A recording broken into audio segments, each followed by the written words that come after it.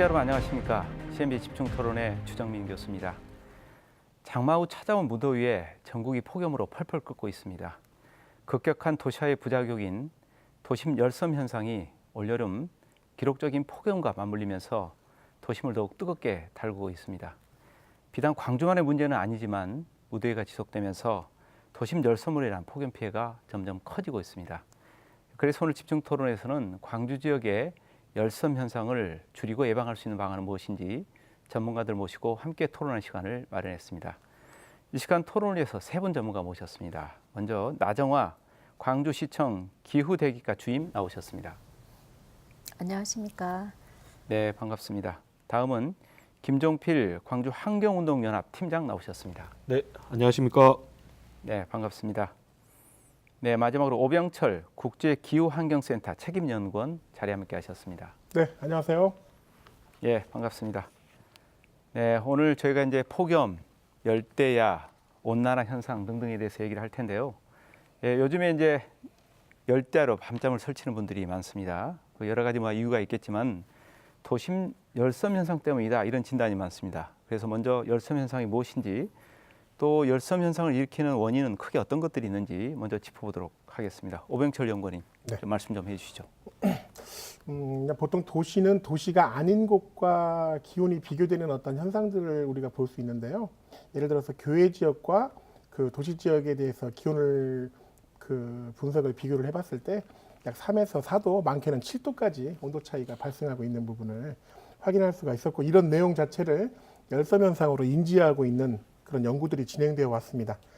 보통 도시에서는 그 고온의 어떤 온도 분포와 저온의 온도 분포가 고르게 분포가 되게 되는데, 이 분포된 내용을 도시 상공에서 바라보게 됐을 때 우리가 그 지형도에서 본 어떤 등고선이 나오는 것처럼 온도 분포가 등고선처럼 이렇게 그 고온부터 저온까지 분포되는 현상을 우리가 알게 돼서 그 내용 자체를 열섬이다라고 이렇게 부르게 되는 것입니다. 보통 그 열섬은 연구 결과로만 보게 되면 도시 지역에서만 발생하는 것으로 나와져 있는데, 그래서 농촌 지역이라든지 도시 이외의 지역은 안 나타나는 것으로 나와 있는데, 최근 들어서 그 도시 지역 이외에서도 좀 열섬을 느끼고 있다라는 말씀들이 많이 있어요. 근데 그 내용은 제 느낌으로 이제 폭염이 같이 겹쳐지면서 나타나게 되는 현상이 아닌가. 사실 엄밀하게 말씀을 드리면 폭염과 열섬은 약간 발생 메커니즘이 좀 다르다라는 부분이 좀 있어서 이 부분 좀 뒤쪽에서 좀 말씀을 좀 드리겠습니다. 다만 이제 그 열섬에서 좀 중요한 부분은 열섬이 좀 야간에 강하게 나타난다는 부분과 겨울철 열섬이 좀 심하다라는 어떤 연구 결과들이 많이 있어서 이런 부분에 대한 좀 주목할 필요가 있는데, 먼저 야간에 강하다라는 것은 야간의 온도를 좀 상승시키다 보니까 이 부분이 결국 열대야를 유발한다라는 것입니다. 그래서 결국 수면 장애라든지 이렇게 수면을 잘 못 이루신 분들이 다음날 이렇게 업무라든지 근무하시면서 또 현재 나타나고 있는 어떤 폭염 등과 같이 그런 영향들을 받아서 더 일하기 어려운 어떤 근무 조건이 형성되는 어떤 그런 부분이 좀 순환되고 있는 상황이고요. 또 겨울철에 이렇게 열섬이 좀 심하다고 말씀드리는 부분은 겨울에는 조금 대기가 안정되다 보니까 그 도심에 이렇게 거주할 수 있는 공간에서 열 환경 오염 물질과 그다음에 대기 오염 물질들을 조금 체류를 합니다. 어딜 도망갈 수 없게 체류를 하게 되는 상황이 발생되어서 다양한 어떤 또 그 건강상의 문제들도 발생할 수 있다라는 부분을 말씀드릴 수 있겠습니다.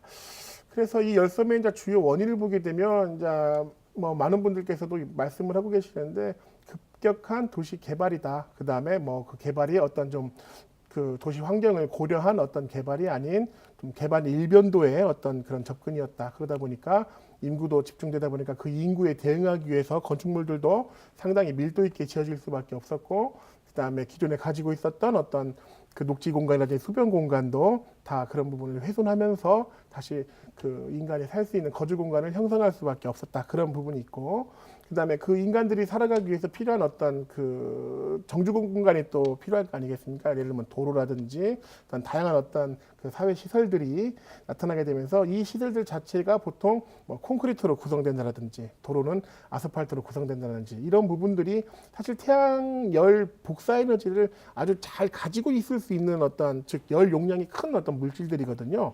이런 물질들이 도시 공간에 곳곳에 있다 보니까 열섬이 좀 심해지게 되지 않았는가, 그런 부분들을 말씀드릴 수 있고, 네. 마지막으로 도시의 어떤 지형적인 특성들도 아마 일정 부분 그 영향을 미치지 않았는가 그런 생각을 하고 있습니다. 예, 뭐 열섬 현상이 나타나는 여러 가지 이유들 원인들 말씀하셨는데 그 중에서도 요즘에 이제 에어컨을 켜지 않고서는 뭐 잠을 잘 수 없다 이런 시민들도 많습니다. 그래서 에어컨 실외기 또 자동차 등에서 발생하는 여러 가지 그 인공적으로 만들어지는 뜨거운 열도 결국 이런 열섬 현상을 악화시키는 원인이다 이런 지적들도 있습니다. 실제로 그런가요? 우리 김종필 팀장님 어떻습니까?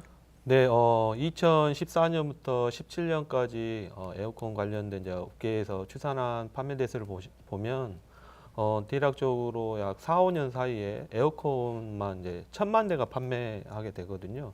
이 1,000만 대에서 나오는 에어컨 실외기에서 나오는 인공열이 분명하게 이런 도시의 열섬을 악화시키는 요인이 될 수 있다고 생각되고요. 광주 같은 경우는 65만 대의 자동차가 등록돼 있고 운영을 하고 있습니다.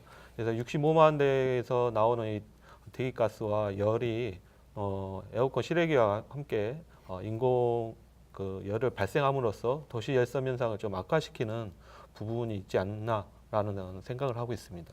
예.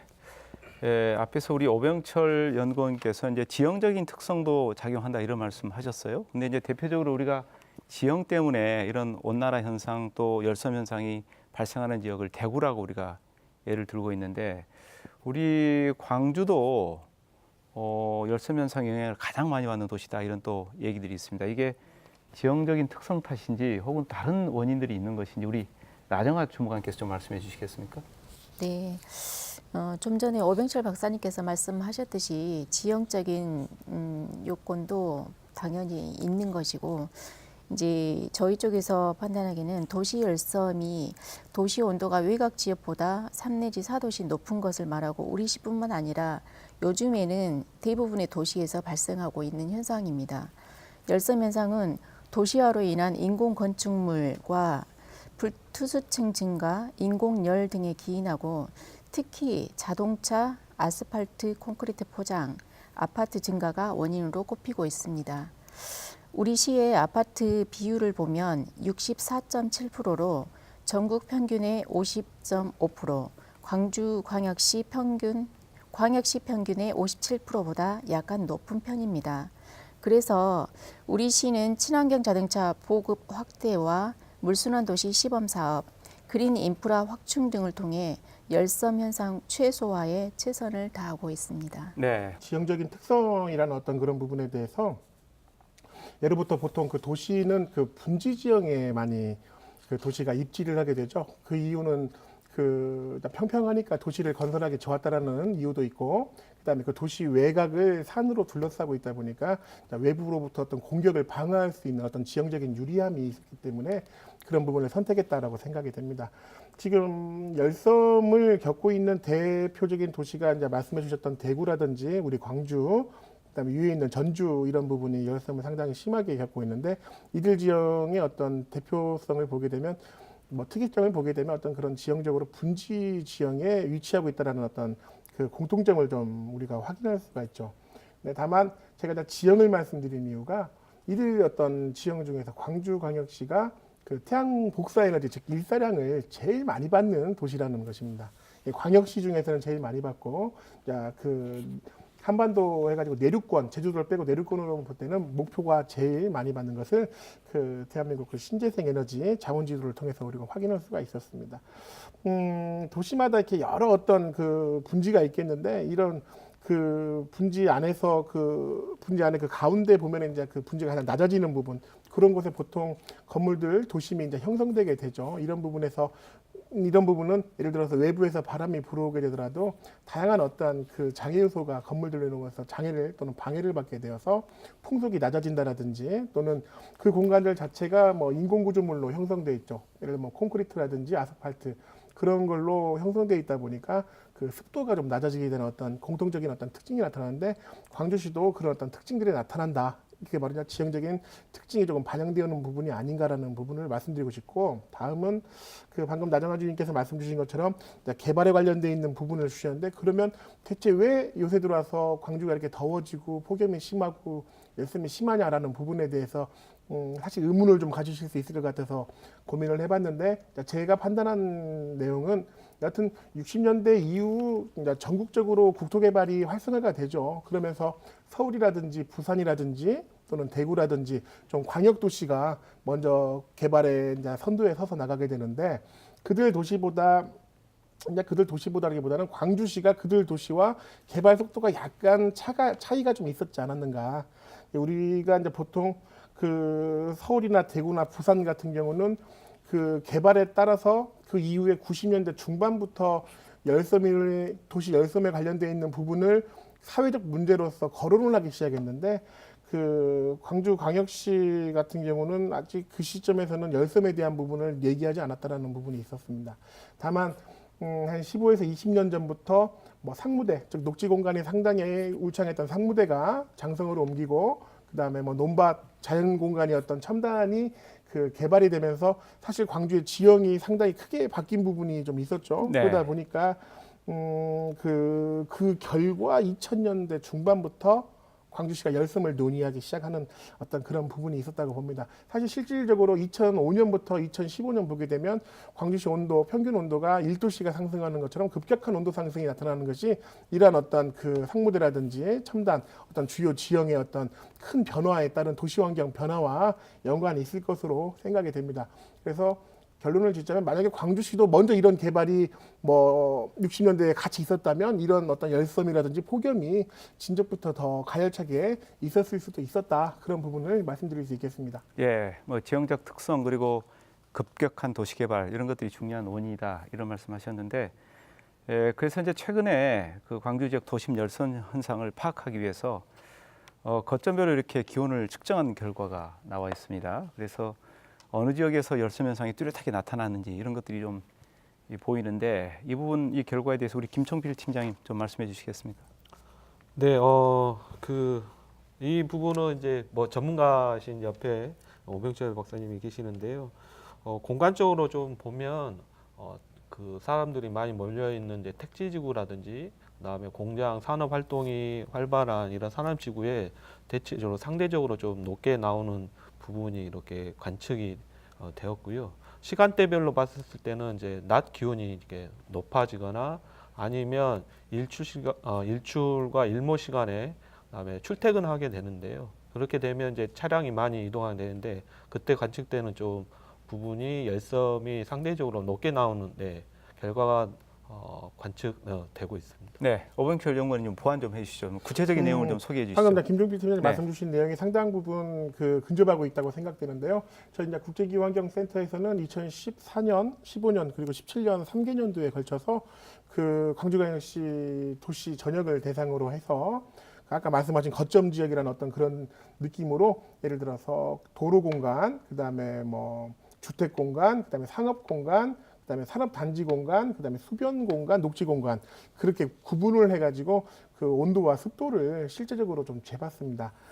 그 결과 그 공통적으로 나타난 현상이 뭐 어떤 지역이 특별하게 덥다라는 부분을 말씀드리기는 좀 애매합니다만 그 이유에 대해서는 뒤에 좀 설명을 좀 드리고 도로 공간이 좀 보통 온도가 좀 높게 나타나는 부분을 주야간 공통적으로 그 부분을 확인할 수가 있었습니다. 네. 이 이유는 일단 아스팔트가 가지고 있는 특성 자체가 앞에서도 말씀드린 것처럼 태양열 복사 에너지를 잘 가지고 있는다. 그러니까 그만큼 여용량이 크기 때문에 잘 가지고 있다는 얘기는 그만큼 잘 배출도 한다라는 얘기를 의미를 하는 거거든요. 그런 게 있고 그다음에 자동차 엔진, 그다음에 엔진열이 뭐 여름철에는 100에서 300도까지 올라간다고 하죠. 그런 부분과 그다음에 배기가스, 그다음에 자동차 타이어와 그다음에 아스팔트 간의 그 마찰열 어떤 그런 부분들이 원인이라고 생각이 되고요.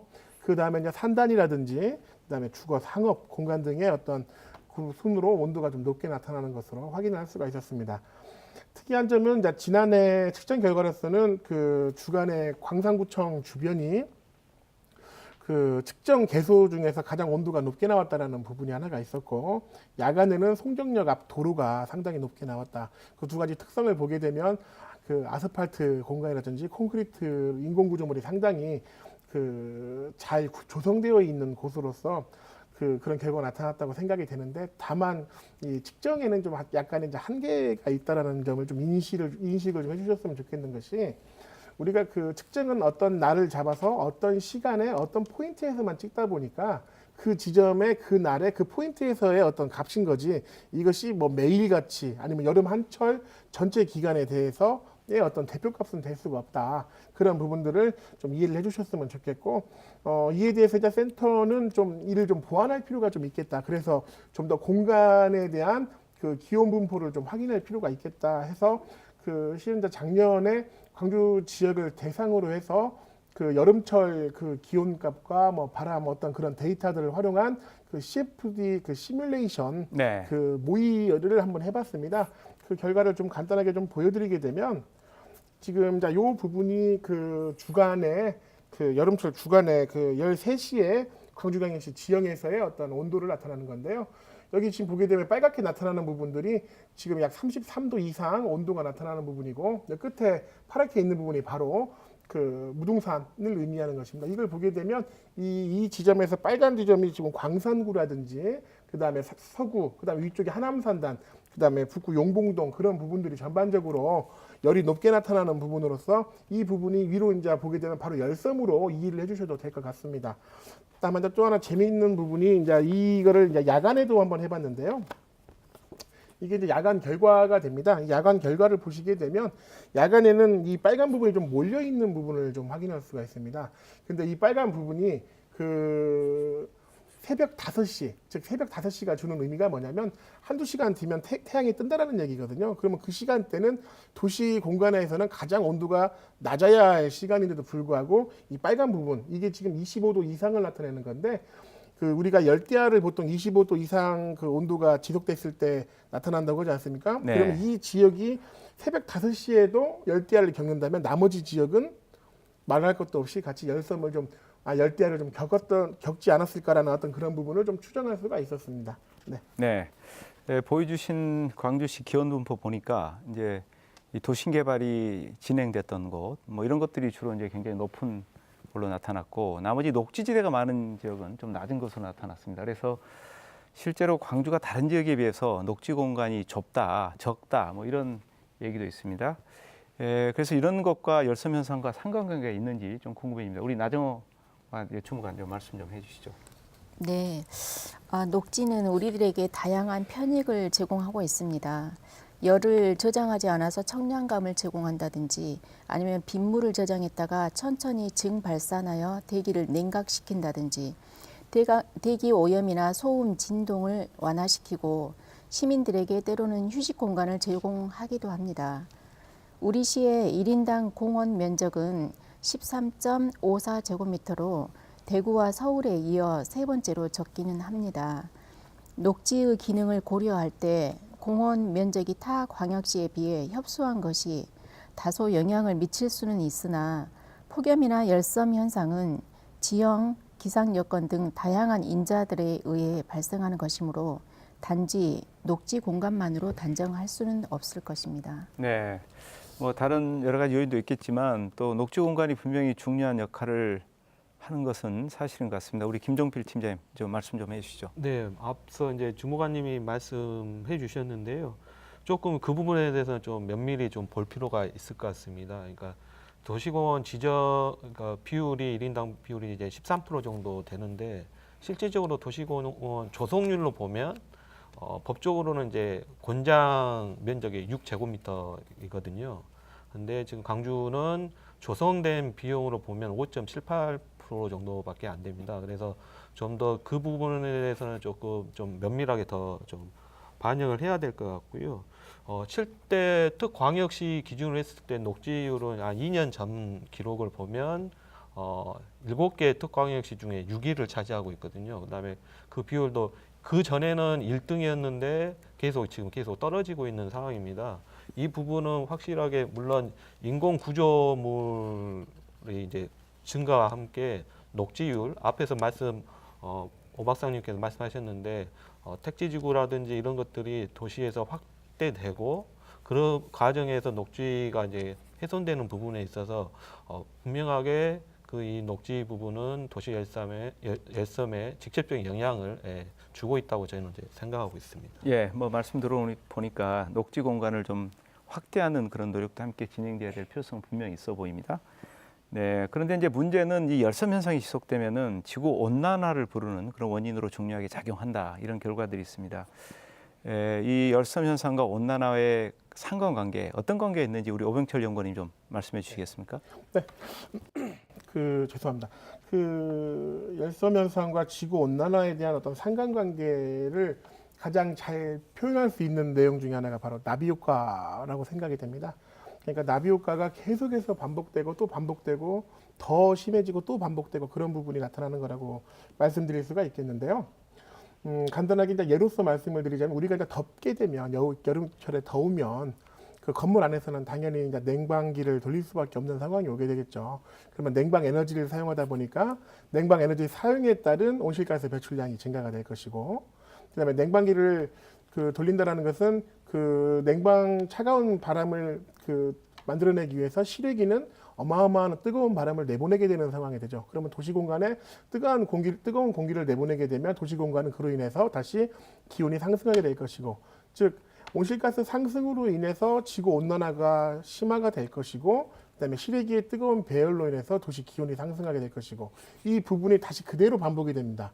그러면 지구 온난화로 인해서 기상 이변이 발생하게 됐을 때, 즉 지금처럼 폭염이라든지 또는 더 심해지게 되면 가뭄이라든지 그러한 부분이 발생하게 된다면 사람들은 마찬가지로 건물 안에서 더더욱 에어컨을 활용할 수밖에 없을 것이고, 그로 인해서 냉방 에너지가 또 소비될 것이고, 인공 배열이 발생되게 될 것이고, 냉방 에너지 소비에 따라 온실가스 배출량이 증가되게 될 것이고, 또 마찬가지로 온실가스 배출량이 증가됨에 따라서 지구 온난화는 또 가속되게 될 것이고, 이게 지금 순환입니다. 이러한 순환이 계속해서 반복되다 보니까, 즉 어떤 행위에 대해서 계속 더가 결과상에서도 더가 나타나는 상황이 발생되어서 지구 온난화를 궁극적으로 부르게 되는 악순환이 된다. 결국 이게 냉방 에너지뿐만 아니라 인간이 사용하고 있는 또는 사람들이 사용하고 있는 전반적인 에너지 전체가 문제가 될 수 있는 것이라, 따라서 개개인께서도 좀 에너지에 관련되어 있는 좀 절약도 필요할 것 같고, 또는 효율의 향상화 또는 어떤 신재생 에너지 전환 어떤 그런 부분에 대해서도 좀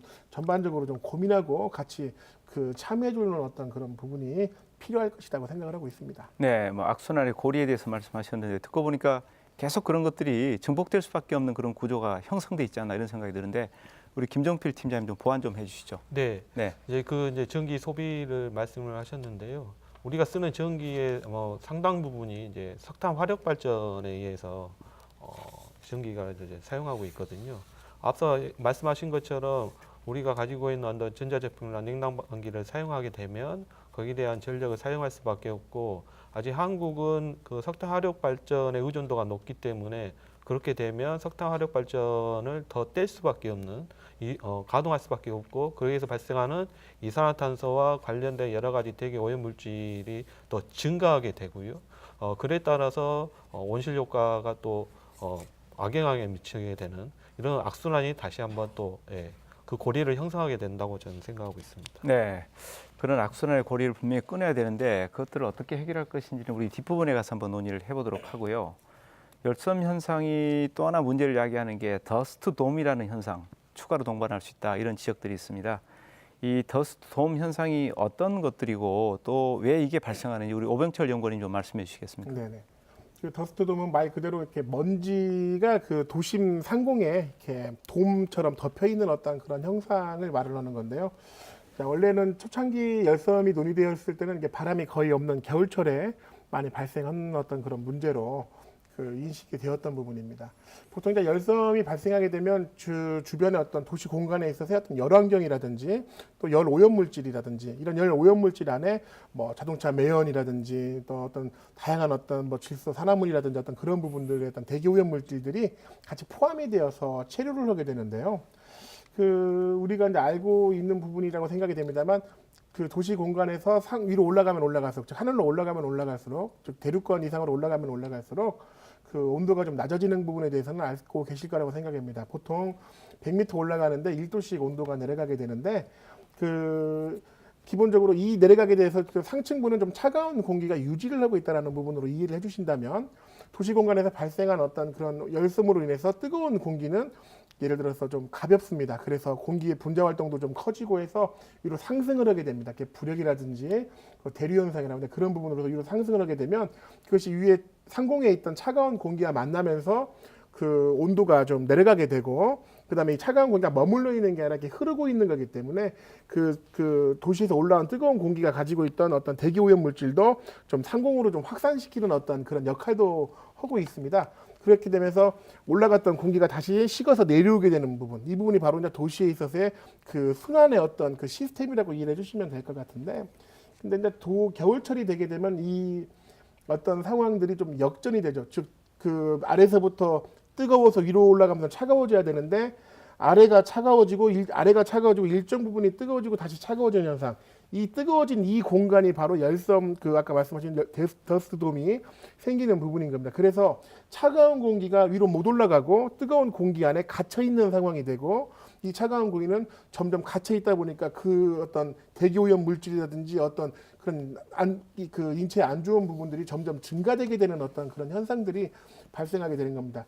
그래서 심지어는 어떤 현상까지 그 사례가 있냐면 광화학 스모그라고 해가지고 예를 들어서 그 상공에 있는 더스트돔 안에 들어있는 어떤 뭐 질소 산화물, 수산화 예를 들어 탄화수소 어떤 뭐 유기질 화합물들이 그 태양의 자외선과 만나서 스모그 현상을 이렇게 이런 어떤 그런 상황도 발생되고 이 스모그 현상이 일어나게 되면 태양의 복사 에너지를 겨울철 같은 경우는 사실 그 도시 공간에서 받으면 좋은데 그런 부분도 차단되어서 온도가 더 떨어지게 되는 어떤 현상도 발생할 수 있고 그런 부분들이 있어서 실질적으로 이제 이런 내용 때문에 그 인체적으로는 어떤 그 안과 질환이라든지 또는 그 호흡기 질환 또는 이 부분이 또 감기라든지 폐렴으로까지 전이되는 어떤 그런 사안들도 좀 얘기가 나오고 있고요. 또 식물의 어떤 생장에도 상당히 좋지 않은 어떤 현상들을 만들어낼 수 있다 해가지고 이 열섬은 항상 더스트돔에 관련되어 있는 부분과 같이 해결을 해야 하는 부분으로 심지어 요새와 같은 어떤 미세먼지라든지 그런 부분이 중요하게 다뤄지고 있는 시점이라면 열섬과 이 더스트돔에 관련되어 있는 부분을 같이 해소할 수 있는 방법들도 고민할 필요가 있겠다 그렇게 말씀드릴 수 있겠습니다. 네, 뭐 말씀 듣고 보니까 이 더스트돔도 정말 우리가 해결해야 할 중요한 과제 중에 하나인데 최근에 발생하고 있는 미세먼지 증가 현상 이것도 그러면 더스트돔과 일정 부분 관련이 있다고 볼 수 있겠네요. 최근에 발생되는 미세먼지는 아마 그 외부에서 들어오는 어떤 미세먼지도 있고 도시 내부에서 발생하는 미세먼지도 있기 때문에 그런 부분은 좀 더 면밀히 검토를 해봐야겠지만 더스트돔이라는 어떤 그런 용어 자체만 봤을 때는 기본적으로 그 안에 들어가 있는 어떤 대기오염 물질은 도시 내에서 발생한 어떤 대기오염 물질로 규명하고 있는 상황이라고 말씀드릴 수 있겠습니다. 예, 결국은 이제 결과적으로 도심 열섬 현상을 완화시키는 것만이 이런 문제를 해결할 수 있는 방안으로 생각이 되는데 그런 측면에서 이제 광주 시민들도 열섬 현상 완화를 위해서 고층 건물 규제 그리고 녹지 공간 확대 이런 것들을 요구하고 있는 거죠? 네, 그렇습니다. 고층 건물을 효과적으로 규제하기 위해서 광주시에서도 작년 2월 달에 2030 광주 도시 기본계획과 지구 단위 계획 수립 지침에 영산강, 황룡강, 광주천 주변에는 사실상 고층 건물 건축이 불가함을 반영하고 있습니다. 부족한 녹지를 확보하기 위해서 교통섬이나 폐선부지, 담장 등 공공부지와 짜투리 공간을 이용한 녹화 사업에 최선을 다하고 있습니다. 저희 시에서 미세먼지 저감과 도시숲 확대를 위해 광주 녹지 한평 늘리기 조성 사업을 계획하고 있는데 잠깐 소개를 드리자면 2019년부터 2021년까지 3개년간에 걸쳐 300개소, 연 100개소를 조성을 하고자 하며 사업 내용으로는 나대지나 유휴지에 수목이나 초하류를 식재하는 사업으로 시민들이 참여해서 공모에 대상지 선정을 하고 자치구에서 조성을 하도록 하는 사업입니다. 예, 그런 것들이 좀 실효성 있게 잘 시행이 됐으면 하는 그런 바람을 해보고요. 네. 네, 말씀. 네. 추가드리고 싶은 말씀이 있는데 사실 고층 건물 규제라는 부분은 좀 일장일단이 있는 어떤 계획이라고 말씀을 드릴 수가 있겠습니다. 예를 들어서 고층 건물을 어떤 부지 공간 내에 부지 범위 내에 어떤 형태로 짓고 그 안에서의 어떤 바람길을 다양한 바람길 어떤 계획 같은 거를 고려를 해내고 그다음에 그 부분을 녹지 공간과 수변 공간과 어떻게 연결을 시킬 수 있는가를 종합적으로 계획을 한 어떤 부분이라면 고층 건물도 그다지 크게 규제할 필요는 없는 부분이라고 보입니다. 왜냐하면 도시 공간은 분명히 한정되어 있는데 그 공간을 분명히 효율적으로 사용할 수 있다라는 어떤 그런 장점이 있다라는 부분을 말씀드리고 싶고요. 다만 문제는 병풍형으로 고층 병풍형으로 즉 좁은 공간에 병풍형 아파트가 들어오는 것과 고층 아파트들이 큰 인동 간격이 없이 좁게 들어오는 어떤 것들 우리가 그 열섬 연구에서 우리가 이제 천공률이라는 얘기를 합니다. 천공률이 뭐냐면 건물이 두 개가 서 있을 때 이 가운데서 하늘을 바라보면 하늘이 어느 정도로 보이는가에 대한 그 비율을 바로 천공률이라고 하는데 이 비율이 좁아지면 좁아질수록 그 원래 이 공간 이 비율이 좁아지면 좁아질수록 그 열섬 이 안에서의 어떤 열환경이라든지 대기오염 물질들이 체류한다라는 얘기를 하거든요. 그게 어떤 걸 의미하냐면 원래 이제 건물이 이렇게 일정 부분 건물이 이렇게 간격이 있으면 이 바람이 위에 흐르면서 안으로 들어서 안에서 순환유가 생깁니다. 우리가 그걸 캐비티 플로어라고 하는데 그런 부분들이 생기면서 이 순환되는 바람에 의해서 열오염 물질, 앞에서 말씀드린 대기오염 물질들이 확산이 되는데 그런 게 안 되는 어떤 그런 게 있죠. 좀 이런 부분을 좀 제가 좀 그 설명을 좀 드리자면 예를 들어서 현재 이제 아파트 같은 경우가 이제 뭐 기역자 아파트라든지 미음자 아파트 그런 걸 하게 되는 경우에는 바람이 뭐 이 부분 이런 식으로 들어오게 됐을 때 뒤에 빨갛게 보이는 이러한 부분들이 바로 열오염 물질들이 좀 체류되는 곳입니다. 그다음에 그 열오염 물질들이 체류되는 곳에서는 마찬가지로 대기오염 물질이 같이 포함되어 있어서 그 부분에는 거주 환경도 안 좋고 심지어는 이 부분이 만약에 보행자 공간이라고 생각을 한다면 보행 환경도 안 좋게 될 수 있다라고 말씀을 드릴 수가 있겠습니다. 그래서 제가 고층 건물을 어떻게 지으면 좋겠냐라고 말씀을 드리는 것이 바로 이 아래에 있는 부분처럼 바람길을 좀 충분히 통할 수 있는 어떤 그런 방법들, 그다음에 수변 공간이라든지 녹지 공간들을 좀 연동할 수 있는 방법.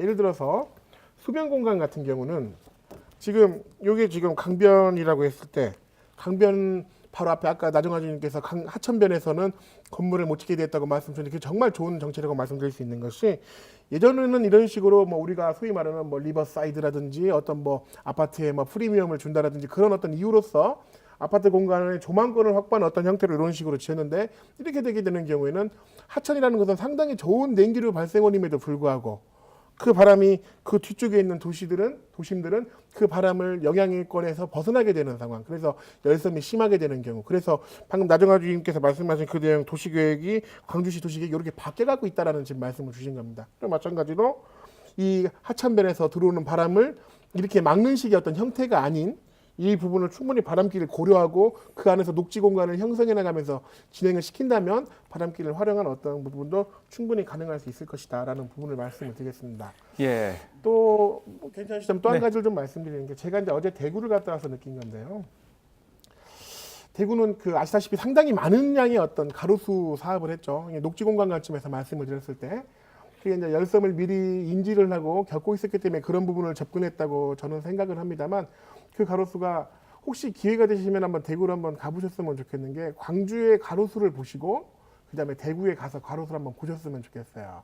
어떤 느낌이냐면 광주는 정말 그냥 극단적으로 비교하면 광주는 묘목 같고 대구는 정말 나무 같은 느낌이 제가 듭니다. 어떤 느낌이냐면 즉 가로수라는 것이 사실 있는 것은 말 그대로 도심 공간에서 어떤 다양한 휴식처도 될 수 있고 열섬을 정말 완화시켜줄 수 있는 공간도 될 수 있을 텐데 우리의 가로수 같은 경우는 뭐 다 그런 건 아니지만 일정 어떤 도로 같은 데는 고압 전신이 다니다 보니까 가로수를 겨울철만 되면은 다 가지를 잘라요. 자르니까 가로수가 그냥 항상 키도 고만고만한 키에 그대로만 있는데 여름철에 사실 정말 폭염이라든지 어떤 그런 부분에 대해서 뭐 온열을 좀 아니 도시 열섬을 완화시키는 어떤 그런 관점에서 필요한 건 정말 수관이 좀 넓고 좀 키 높은 나무들이 필요한데 우리는 그런 게 없는 상황 아닙니까?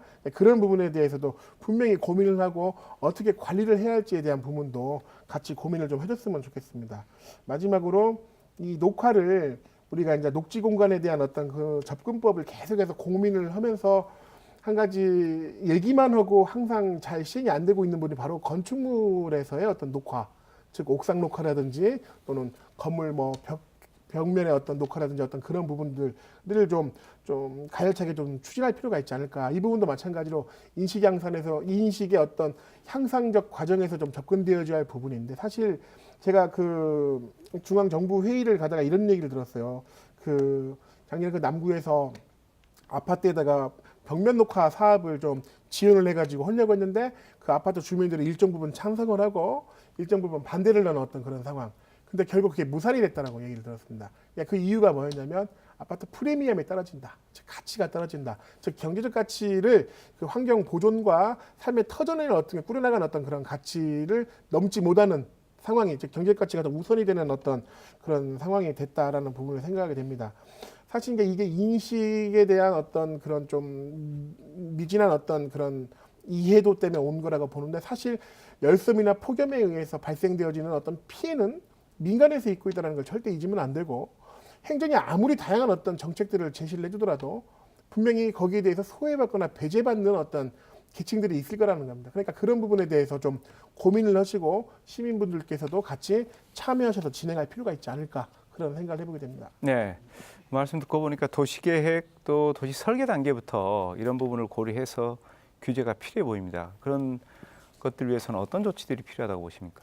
실제로 지금 방금 그 말씀 주신 질문은 중앙정부에서도 같은 고민을 가지고 있는 거거든요. 네. 그래서 이전에는 국토부에서는 국토종합계획, 환경부에서는 환경보존계획이라는 것을 종합계획을 만들어서 각각의 내용을 가지고 각 지자체로 그런 부분을 뭐 속된 말로 하달을 했죠. 그러면 그 지자체에 있는 환경에 관련되어 있는 뭐 그 부서라든지 또는 국토에 관련되어 있는 도시 부서 같은 경우는 그거에 해당되는 내용들만 별도로 준비를 하면 됐었는데, 최근 국토부와 환경부, 뉴스에서 나왔겠지만 이 두 가지 보고서를 그 합치겠다라는 얘기. 즉 무슨 말이냐면 국토에 따른 어떤 국토 개발에 따른 부분과 환경 보존에 관련된 내용에 대한 어떤 정합성을 좀 유지를 하겠다. 그런 접근을 하는 것으로 저는 인식을 하고 있습니다. 실제로 얼마 전에 환경부 회의를 가서도 이런 부분에 대해서 논의를 하고, 그 특히 폭염에 관련돼 있는 부분을 논의를 할 때 지금 폭염에 관련돼 있는 부분은 환경부 자체에서만 고민하는 게 아니고 뭐 전 부처가 범부처적으로 이 부분을 종합적인 어떤 대책 방안들을 고민 중에 있다라는 부분을 얘기하고 있고, 사실 이런 어떤 내용이 국토계획이라든지 어떤 환경계획에 나오게 되면은 지자체에서는 반영을 해주면 되겠다라는 부분으로 생각을 하고 있습니다. 다만 좀 재밌던 얘기가 그 한 사무관 분께서 광주시가 상당히 그 아까 나정아 주님께서 말씀 주신 그 도시 기본계획이라든지 지구 단위 그 관리 지침 그런 부분을 자기도 봤는데 상당히 선도적으로 지금 나가고 있다. 왜? 그 안에 열섬이라든지 바람길에 관련되어 있는 부분을 사실 명시적으로 지침을 하고 있다는 부분은 다른 지자체 도시에서는 없는 어떤 선도적인 역할을 지금 하고 있는 것으로서 상당히 그 부분은 그 긍정적으로 판단이 된다라고 생각을 해주더라고요. 이게 왜 중요하냐면 이전까지 도시 개발은 기본적으로 뭐 무분별한 난개발이 뭐 많았었고, 그러다 보니까 뭐 고층 건물, 고밀화 배치, 그러다 보니까 이제 그 공기의, 광주시가 원래 가지고 있던 공기의 흐름이라든지 그 흐름의 어떤 순환 체계를 완벽하게 바꿨다고 저는 판단을 합니다. 이로 인해서 공기의 순환 능력이 감소되다 보니까 말 그대로 열 환경이 악화되는 상황이어서 오늘날에 열섬까지 온 걸로 판단이 되는데, 근본에 이런 어떤 광주시의 어떤 계획, 그다음에 지침 등은, 그다음에 이런 내용은 그 바람길의 지침 등은 그 도시 환경 변화에 따른 그 기후 부담 저감을 위해서 도시를 어떻게 설계를 해야 하는지 수법에 대한 어떤 가이드와 그다음에 이에 따른 적절한 기후의 어떤 그런 개선 지침을 제시한 것으로서 생각이 됩니다. 따라서 도시 환경 개발에 있어서 상당히 긍정적인 부분이다라고 평가를 할 수가 있고, 개인적으로는 상당히 법정 계획이 많습니다. 도시 전체를 관리할 수 있는 법정 계획이 많은데 앞서 말씀드린 것처럼 도시 기본 계획, 그다음에 지구 단위 계획, 그다음에 뭐 환경 보존 계획, 기후 변화 뭐 종합 계획, 기후 변화 적응 세부 시행 계획, 그다음에 지역 에너지 계획, 그다음에 뭐 건축 계획, 이런 내용들이 전부 다 환경적인 어떤 그런 부하를 좀 저감시킬 수 있는, 또는 환경적인 어떤 악화를 좀 완화시킬 수 있는 어떤 그런 방식으로 다 같이 고민이 되어서 통합적으로 진행될 필요가 있겠다, 그런 희망을 가지고 있습니다. 예, 말씀하신 내용들이 좀 우리 도시계획, 도시 또 건설 이런 과정에서 좀 잘 반영됐으면 좋겠다는 생각이 들고요. 우리가 이제 열섬 현상에 대한 여러 가지 얘기를 해봤는데, 그러면 이런 열섬 현상들이 우리 시민들에게 어떤 영향을 주는지를 좀 본격적으로 얘기를 한번 해보도록 하죠. 최근에 이제 폭염 경보가 계속해서 발령이 되고 있습니다. 그래서 그만큼 폭염으로 인한 여러 가지 피해도 이제 커지고 있다고 볼 수 있겠는데, 최근 10년 동안 폭염으로 인한 사망자 수 점점 증가 추세에 있죠. 우리 나정아 주무관님 좀 설명해 주시죠. 네, 맞습니다. 폭염으로 인한 온열 질환자 수가 2011년 31명에서 2016년 91명으로 증가하였습니다. 2017년에도 72명이 발생하였고 올해는 7월 25일 현재 42명이 발생하고 있습니다. 그리고 2011년부터 2017년까지 국내 온열 질환 사망자는 75명이었습니다.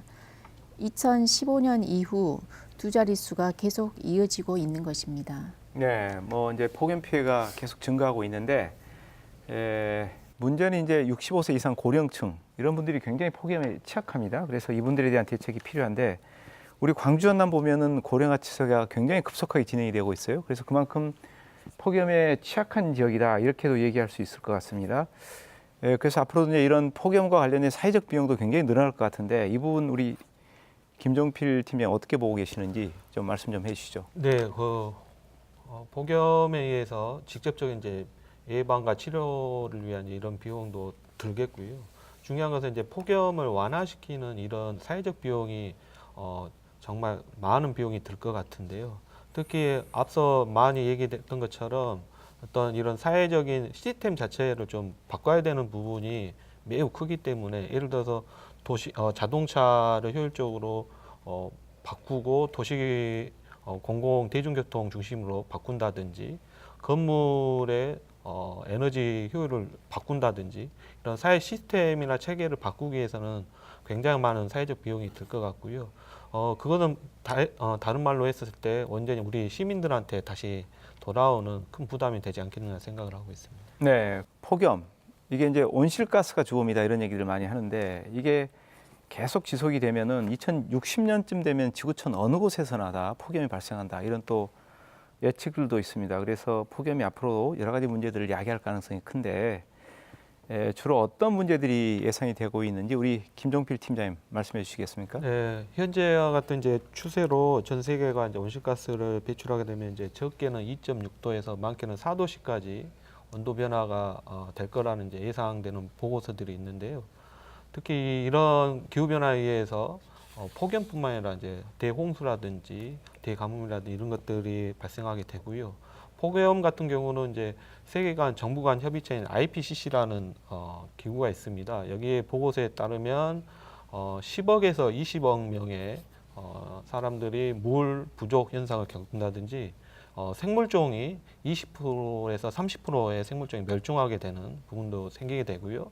1,000만 명에서 한 3천만 명에 이르는 사람들이 기근에 시달리게 되고 여름철 특히 폭염에 의해서는 수십만 명이 이제 심장마비라든지 심혈관 질환에서 사망하게 되는 이런 예상 보고가 있습니다. 이 밖에도 이제 앞서 얘기하신 것처럼 이제 폭염이나 열대야에 의해서 수면 부족이나 면역력이 이제 떨어지게 되고 그렇게 되면 노동 생산력이 떨어지게 되는데요. 여기서 오는 이제 뭐 안전사고라든지 교통사고로 뭐 2차적인 대형 사고가 좀 발생할 수 있는 확률이 매우 높아지게 될 것으로 예상하고 있습니다. 네, 여러 가지 이제 부작용들이 나타날 것으로 예상이 되는데 우리 오병철 연구원님 좀 보완 좀 해주시겠습니까? 또 추가적으로 어떤 현상들이 나타날 수 있다고 보십니까? 일단 그 앞에서 말씀 주신 내용들이 전반적으로 다 발생되어질 수 있는 그런 부분이고요. 저는 조금 그 관심이 있는 게 이제 해수면 상승의 부분에 대해서 좀 관심을 좀 가지고 있어서 예를 들어 전 지구적으로 온도가 상승하게 된다면 해수면의 온도도 상승하게 된다면 이제 부피가 팽창하게 되거든요. 해수면 부피가 팽창하게 되다 보면 그 상승으로 인해서 도시가 잠기는 도시들, 또 심지어는 잠기는 국가들도 좀 발생할 수 있을 것 같다. 실제로 그 2040년 정도 시나리오를 보게 되면 우리나라도 김해평야 쪽, 김해공항이라든지 그다음에 남해안 일부가 좀 잠기는 것으로도 이미 시나리오 상에서 검토되어지는 부분을 우리가 생각해 본다면 이 부분에 대해서 좀 충분히 좀 사전적인 어떤 대응 방안이 좀 더 강화될 필요성이 좀 있겠다라는 생각을 해보게 됩니다. 예, 뭐 말씀 듣고 보니까 이제 이게 지속되면 정말 환경이 급속하게 파괴되고 그게 결국 우리들한테 돌아오는 그런 문제가 발생할 가능성이 있다 이런 생각이 드는데 당장 급한 게 이제 이렇게 폭염이 지속되면서 온열병 환자 우리가 흔히 뭐 일사병, 열사병이라고 얘기하죠. 이런 환자들이 증가를 하고 있습니다. 그래서 먼저 우리가 온열 질환이 어떤 것인지 좀 한번 얘기를 해보도록 하겠습니다. 나정아 주무관님 좀 말씀해 주시겠습니까? 네.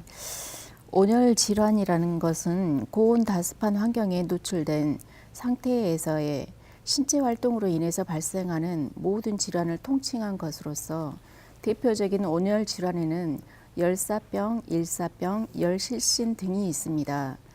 온열 질환은 주로 햇볕이 뜨거운 낮 시간에 야외에서 발생하며 열로 인한 호흡이 빨라지면서 실신하거나 탈진하는 등의 증상을 보이면서 발생하는 것이 특징입니다. 온열 질환 증상 중에 열사병은 고온 다습한 환경이 지속됐을 때 나타나고 매우 덥고 밀폐된 공간에서 일할 때 발생하기 쉽고 심한 두통과 우한 증상, 간 손상 등의 합병증을 유발하기도 합니다.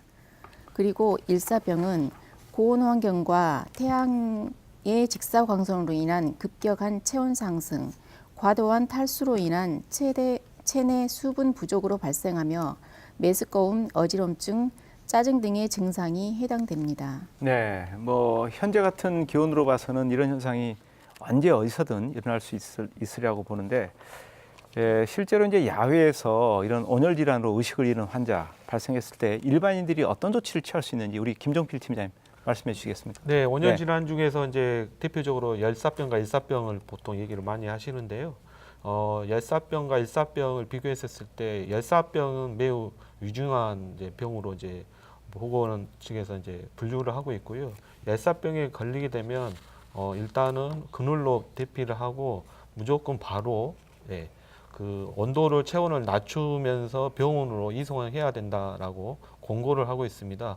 그 이송 중에서도 온도를 체온을 낮추게 되는데 너무 찬 바람이라든지 물로 하는 게 아니라 좀 30도 정도의 미지근 물로 체온을 낮추는 게 좀 중요하고요. 일사병 같은 경우도 일단은 자기가 어지럼증이나 일사병에 걸린 것 같다라고 하면 그늘로 옮기고 머리보다 이제 다리를 좀 높게 해서 바르게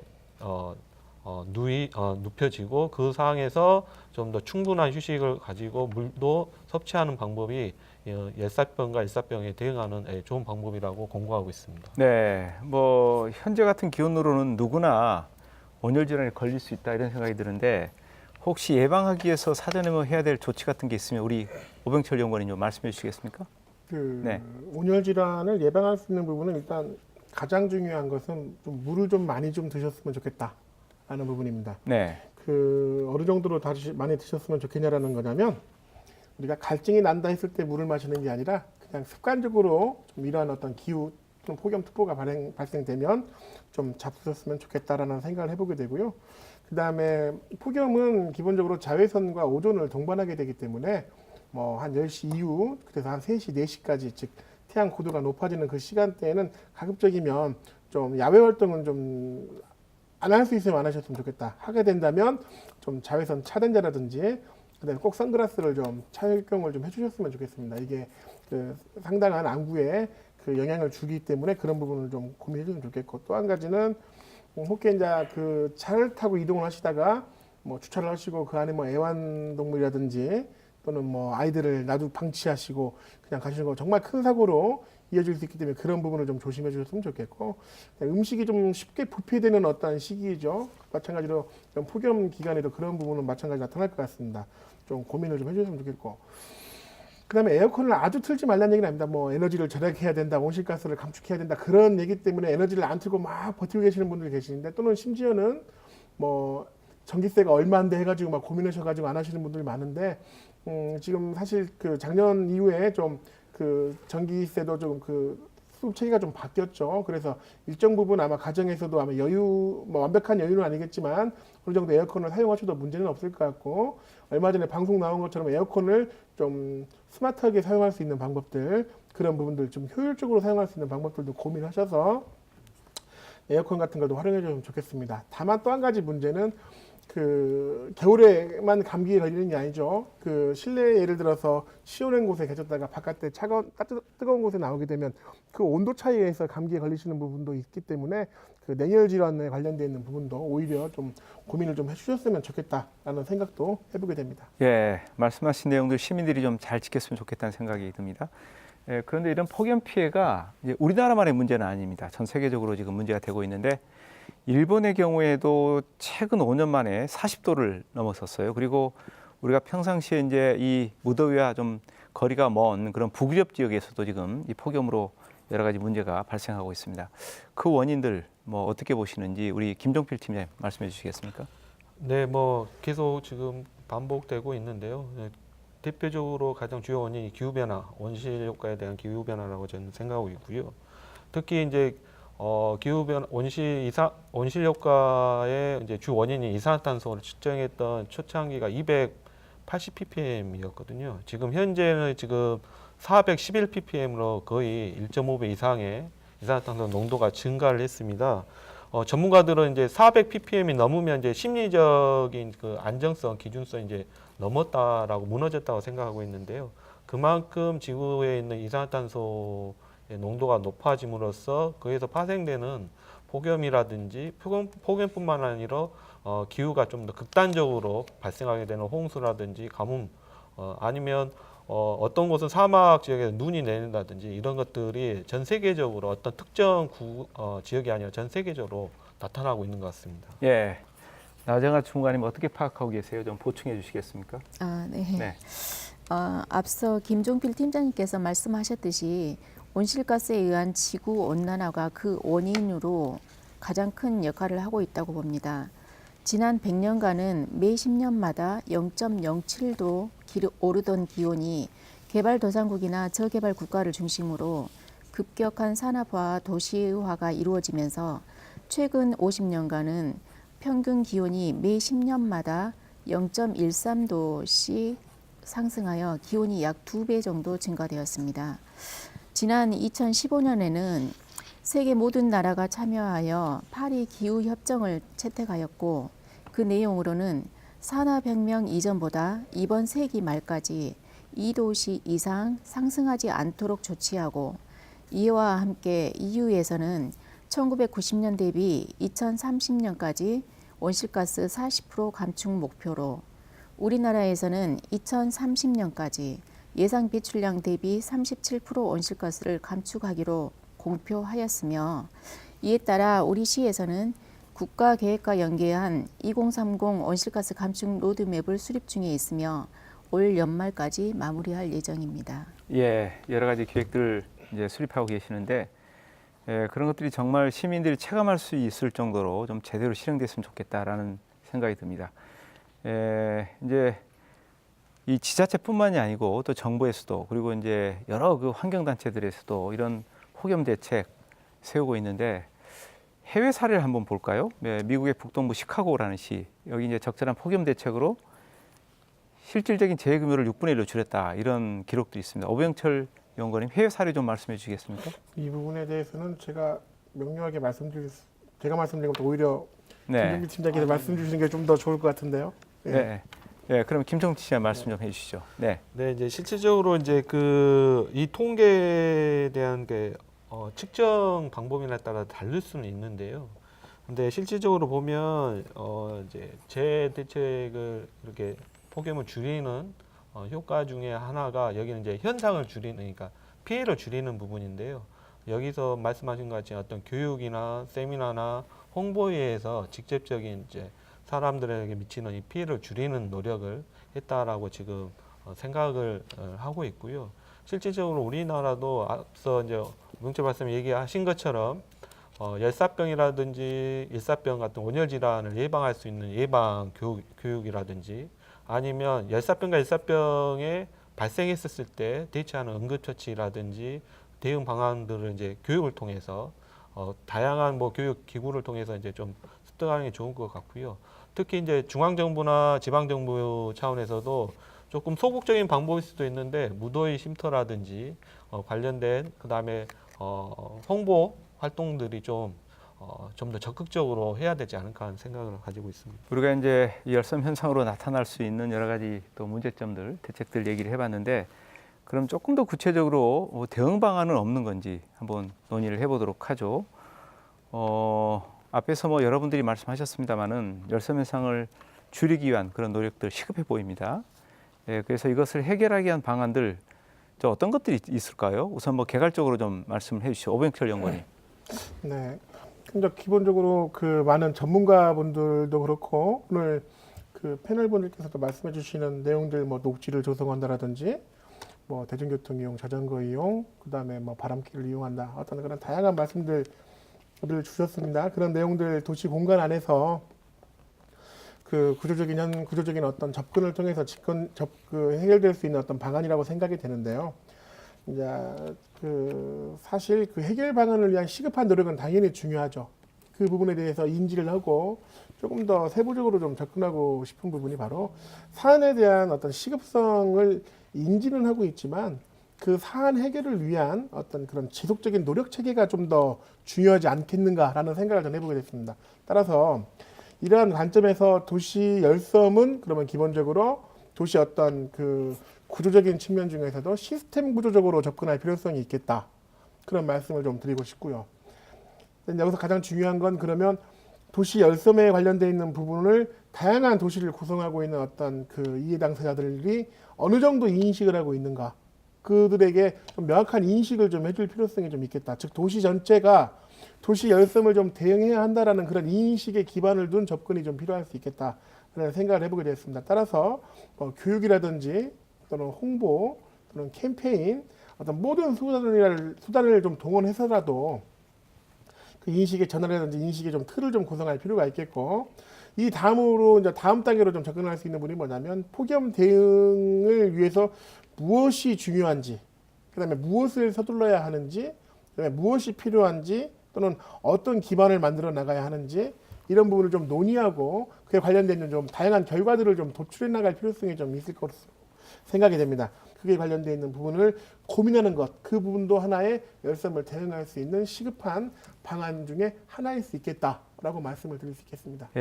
미국에서는 정부 차원에서 쿨루프 캠페인을 적극적으로 추진하고 있습니다. 이걸 또 서울시가 받아서 시행을 하고 있고요.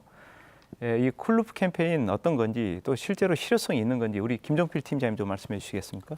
네, 말 그대로 영어를 그대로 직역을 하면 이제 지붕을 시원하게 하는 건데요. 대체적으로 식물을 지붕에 식물 심어서 녹지를 옥상 녹화를 한다든지 아니면 빛의 반사율을 높이는 좀 밝은 색의 페인트를 칠해서 온도를 낮추는 건 이제 쿨루프라고 하는데요. 여기에 조금 이것은 이제 지역적인 사항을 고려를 좀 해야 된다고 생각하고 있습니다. 이렇게 이 쿨루프로서 이제 모두 열섬을 이제 완화할 수 있는 부분은 아니고 좀 복합적으로의 하나의 이제 완화 방법 중에 하나로 생각하는데 왜 이런 말씀을 드리냐면 강주 같은 경우는 그 아파트 비율이 아까 말씀하셨던 것처럼 65%가 넘어가는 거거든요. 근데 아파트의 보급률이 강주가 103% 정도 되는데 자가 비율이 이제 65% 정도 됩니다. 이게 다른 말로 말씀을 드리면 아파트 위에 이제 쿨루프 하는 데 있어서 좀 한계가 있는 부분이 있고요. 자기 집이 아닌 경우에 위에 지붕에 옥상 녹화를 한다든지 그다음에 페인트 칠을 한다든지 하는 이런 변화를 주는 데는 한계가 있는 부분이 있거든요. 그런 이제 지역의 특색을 좀 감안해서 좀 더 가중치를 주고 안 주고에 대한 계획을 좀 필요할 것 같고요. 단순하게 일반적으로 이런 대책을 이렇게 반영하는 부분에 있어서는 좀 더 면밀한 좀 검토가 필요할 것 같습니다. 뭐 여러 가지 도시 특성을 고려할 필요성은 분명히 있어 보입니다. 그래서 일부에서는 열섬 제감 대책으로 공공구조물의 벽면이나 옹벽의 녹화 방법을 제시를 하고 있습니다. 이런 것들이 이제 실제로 그런데 기존 건축물에서도 가능한 얘기인지 우리 나정아 전문가님 좀 말씀해 주시겠습니까? 네, 그러겠습니다. 광주시는 광주시 도시공원 및 녹지 등에 관한 조례에 따라서 육교와 방음벽 같은 주요 구조물은 벽면에 식물을 이용한 녹화 사업을 하고 있고요. 민간 소유의 벽면 구조물은 시와 구청에서 녹화 방법을 제시하고 식물 재료 등을 무상 지원하여 민간 참여를 유도하고 있습니다. 16년, 17년도에는 16개소의 초화류, 덩굴 식물 등을 식재하였고 올해는 4억 5천만 원의 예산으로 동구 하군초등학교와 용산 차량기지 등 9개소의 벽면 녹화를 실시 중입니다. 공공시설에서는 순조롭게 사업이 추진되고 있지만 아파트 등 사유지의 경우는 주민들이 지저분하고 벌레 등이 많아진다는 이유로 약간 꺼리고 있어서 추진에 어려움은 조금 있습니다. 네, 분명히 그런 부분이 있을 거라고 생각이 됩니다. 예, 말씀해 주시죠. 조금 보완적인 말씀을 드리면요. 일단은 그 공공기관에 이제 이런 도시 녹화, 아니, 옥상 녹화라든지 구울 벽면에 대한 걸 좀 더 노력해야 될 것 같고요. 저는 이제 규제가 좀 잘못된 부분도 있지만 올바른 규제 같은 경우는 좀 필요하다고 봅니다. 예를 들어서 지금 녹색 건축물 관련된 기본계획이라든지 법률이 정해져 있는데 실질적으로 도시계획이나 어떤 승인이나 허가에 있어서 실질적으로 반영이 잘 안 되고 있거든요. 그래서 좀 더 이런 부분은 의무적으로 반영을 해서 제가 봤을 때는 이런 좀 더 공공적인 목적을 위해서 녹색 건축물을 사후에가 아니라 사전에 설계에 반영하게 하고 도시계획에도 반영하게 해서 그걸 허가 조건을 하고 규제 조건을 해서 좀 더 이런 부분에 좀 확산되는 부분이 사회적으로 조금 눈에 띄게 됐으면 좋을 것 같습니다. 네, 이제 새로 생기는 건물 또 주택 이런 데는 이런 것들을 강조시킬 수가 있을 것 같습니다. 그렇지만 기존의 주택이나 건물에 대해서는 참 어려움이 많겠다라는 생각도 한편으로는 듭니다. 예, 그런 측면에서 광주광역시를 완성된 도시로 좀 보고 건축물 고밀도 지역 그리고 이제 녹지 지역을 이렇게 분류해서 좀 대책을 수립하는 것도 방법이지 않겠느냐 이런 얘기도 있는데 이분 오병철 연구원이 어떻게 보고 계십니까? 실질적으로 상당히 타당한 어떤 접근 방법이라고 생각이 됩니다. 왜냐하면 그 도시 열섬이 나타나는 형상이 예를 들면 개발의 어떤 고밀도, 저밀도, 그다음에 뭐 녹지, 수변 공간 전부 다 다른 형태로 나타나죠. 즉 온도, 뭐 바람, 습도, 어떤 풍속, 풍향 어떤 그런 것들이 전부 다 다르게 나타난다. 어떤 그런 부분이 있기 때문에 이 얘기는 결국 그들 지역에서 나타나는 열환경 자체가 전부 다 다를 수가 있다. 그래서 거기에 맞는 어떤 그 계획 방법은 분명히 필요할 것이다. 라는 부분은 분명히 인지하고 동의할 수 있는 어떤 그런 내용입니다. 다만 사실 이러한 내용은 상당히 이제 오래전부터 논의가 되어져 왔음에도 불구하고 여기에 대해서 크게 어떻게 접근되어지는 부분은 없이 아직 현재의 어떤 단계에서는 이 부분이 지금 현재 어떻다, 어느 정도 열환경을 가지고 있고 어느 정도 온도가 나타나고 어느 정도 습도가 나타난다, 그 정도 수준에서 머물러 있는 상황이거든요. 따라서 이제는 이제 해야 한다가 아니고 실질적으로 이제 필요한 부분이기 때문에 관련 연구를 통해서 좀 진행시켜 나갈 필요가 있겠고, 관련 연구는 해당 어떤 그런 정책들을 발굴해내기 위한 뭐 타당성이라든지 근거 자료 등을 좀 제시할 수 있는 어떤 그런 부분으로서 좀 접근될 필요성이 있겠다. 그런 생각을 해보게 되었습니다. 네, 김종필 팀장님 이게 가능하다고 보세요? 가능하다고 볼 수도 있는데요. 저는 네. 이제 실질적으로 어떤 문제가 있으면 긍정적인 부분은 그걸 확대시키고 부정적인 부분은 해소해야 된다고 이제 보통 일반적인 분들이 이제 생각하는 상식인데요. 여기서 어떤 이제 건축물 내 고밀도 지역 같은 경우는 열섬 현상을 악화시키는 이제 부정적 요인이 많기 때문에 녹지 공간과 이거를 분리해서 하는 것보다 녹지 공간은 녹지 공간대로 그에 대한 그 부분을 보호하고 확대하는 부분이 좀 더 필요할 것 같고요. 고밀도 지역 같은 경우는 거기서 분명한 문제가 있기 때문에 이거를 분리하지 않고 거기에 문제를 발생하는 요인들을 해소하는 방법으로 좀 더 적극적으로 해야 되는 게 열섬 현상을 완화시키는 방법이 아니겠느냐는 생각을 가지고 있습니다. 예, 좀 더. 방금 그 주신 말씀이 그 제가 드린 말씀하고 약간 상충되는 어떤 그런 느낌은 아니고, 네, 사실 이제 건축물 고밀도 지역에 대해서 대책을 마련하게 되면 그 안에서 뭐 녹지 공간을 만들어낸다라든지 아니면 그 광주 지역이 가지고 있는 비오톱을 어떤 식으로 좀 연결을 해가지고 그 건물의 어떤 고밀도 지역까지 그 부분을 연결하고 그 안에서의 어떤 생태 환경, 열환경을 좀 완화시킬 수 있는가, 그런 내용들을 전반적으로 다 향후적으로 연구를 해서 고민할 수 있는 어떤 부분이기 때문에 그런 어떤 내용까지 같이 좀 이해를 해가지고 접근해 줬으면 좋겠다라는 말씀을 드립니다. 네.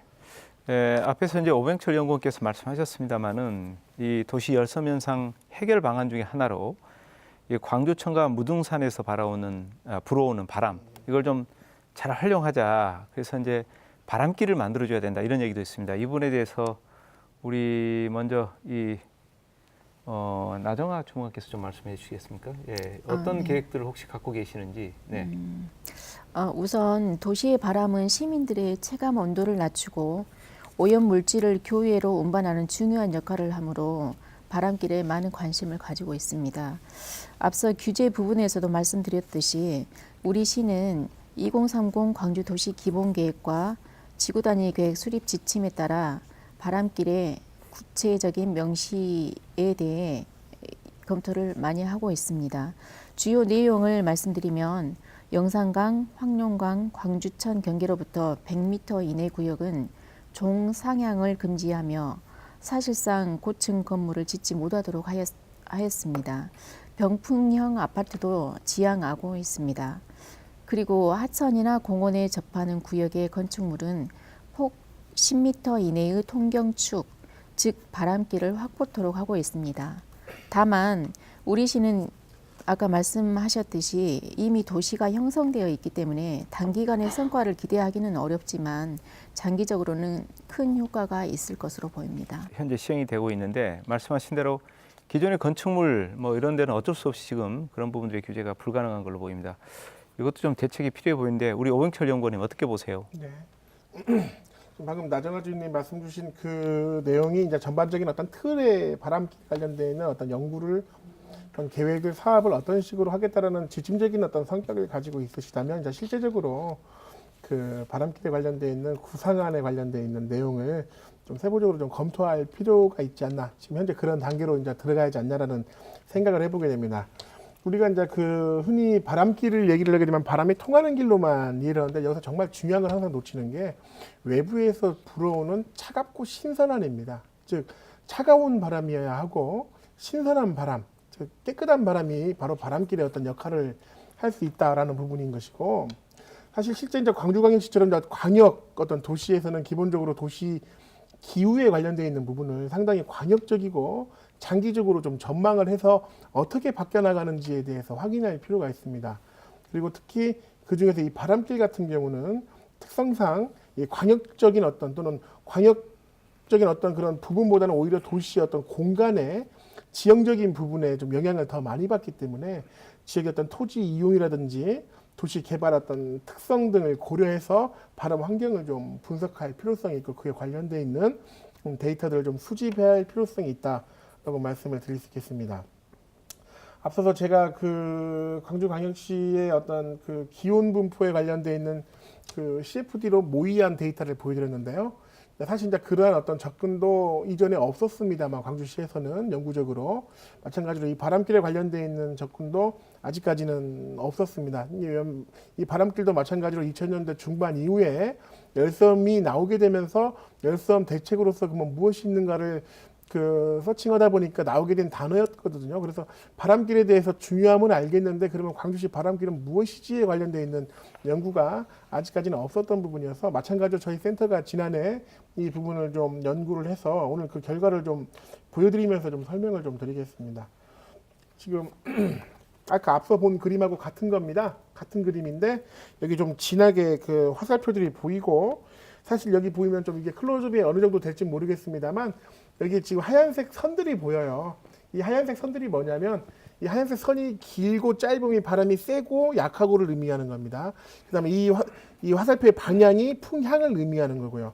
자, 이 부분 같은 경우는 지금 광주시가 주로 불어오는 바람, 외부에서 불어오는 바람을 보니까 남풍, 기상청 데이터를 확보한 결과 남풍이 좀 타골풍으로 확인이 되더라고요. 그래서 주간에 1시에 남풍이 불어올 때에 광주시 바람이 어떻게 되는가를 지금 분석을 해본 건데 주간에는 크게 4가지의 어떤 바람길 형태가 나타나는 것을 확인할 수가 있었습니다. 먼저 아래에서 밑쪽이 남쪽인데 아래에서 불어오자마자 바로 이 방향으로 빠지는 이 부분이 바로 그 무등산 부분인데요. 이 무등산에 곡풍이 발생, 우리가 소위 말하는 산곡풍이라고 하는 어떤 그런 부분이 여기서 곡풍이 발생해서 이 부분에서 바람이 무등산 쪽에서는 바람이 상승류가 많이 생깁니다. 그러다 보니까 들어오는 바람이 무등산 쪽으로 쓸려서 가는 바람이 하나 생기고 또 하나는 각화 방향으로 길게 가는 바람이 하나 생기고 그다음에 그 영향을 좀 덜 받는 어떤 이쪽 부분에서부터는 그 북쪽으로 나가는 바람, 그 다음에 약해졌지만 역시 바람이 강해지는 바람들이 생겨. 이건 뭐냐면 도시에 있어서 뜨거운 지형을 지나다 보니까 뜨거운 어떤 그 인공구조물이 있는 곳을 지나다 보니까 바람이 상승류가 생기다 보니까 상승력을 받아요. 그래서 바람이 다시 세지게 되는 어떤 그런 바람들. 그 다음에 애시당초 큰 영향을 받지 않고 지나가는 어떤 이런 바람이 네 가지가 생기는 어떤 것을 알 수가 있었고, 다음에 이제 야간입니다. 마찬가지로 아까 보여드렸던 그 그림인데요. 야간에는 무등산에 별 역할이 없어요. 오히려 무등산 쪽에서 바람이 내려오는, 이게 이제 산풍이죠. 시원한 바람이 내려오는 어떤 그런 것들이 보이고, 다만 아까 뜨겁다고 말씀드렸던 이 부분이 바람이 거의 없는 지역이 되는, 거의 무풍까지도 오는 상황이 옵니다. 사실 엄밀하게 앞에서 기온을 말씀드릴 때는 이 바람을 같이 말씀을 드리면서 설명을 드려야 하는 게 맞거든요. 지금 보여드리려고 좀 아껴놨던 건데, 여튼 그런 것 때문에 지역 곳곳에서 이와 같은 바람길이 곳곳에서 나타나는 것을 확인할 수가 있습니다. 즉 야간의 바람길은 그렇게 이 주간과는 좀 전형적이지는 않다. 좀 불규칙한 부분들이 있다. 이러한 내용들, 즉 이와 같이 양상이 다른 부분에 대해서 바람길을 연구를 하려면, 그리고 그 연구된 내용을 계획에 반영을 하려면 이 부분을 충분히 고민을 해가지고 만들 필요성이 있겠다. 라는 그런 말씀을 좀 드리게 되고요.